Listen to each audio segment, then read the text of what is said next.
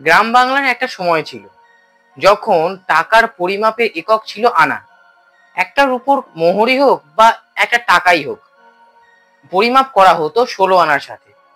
মনে করা হতো ভগবানকে পুজো দেওয়ার সময় সম্পূর্ণ ভক্তি ও শ্রদ্ধা নিবেদনের প্রতীক হিসাবে দেওয়া হতো 16 আনা।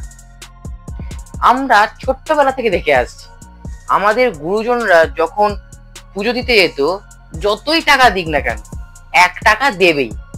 আচ্ছা, এর কি কোনো গল্প আছে? এক গ্রামে এক গরিব কৃষক ছিল, কিন্তু তার ভগবানের প্রতি ভক্তি ছিল অপরিসীম।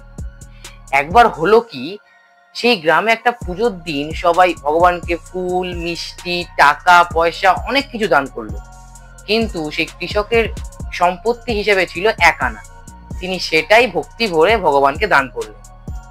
পুরোহিত এইটা দেখে বলল, মাত্র 1 আনা? ভগবানকে তো 16 আনা পূর্ণ ভক্তি দেওয়া উচিত।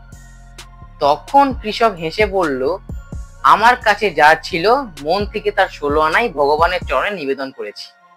এই গল্প থেকে বোঝা যায়, পূজার আসল দাম অর্থে নয়, পূর্ণতা ও ভক্তির হয়।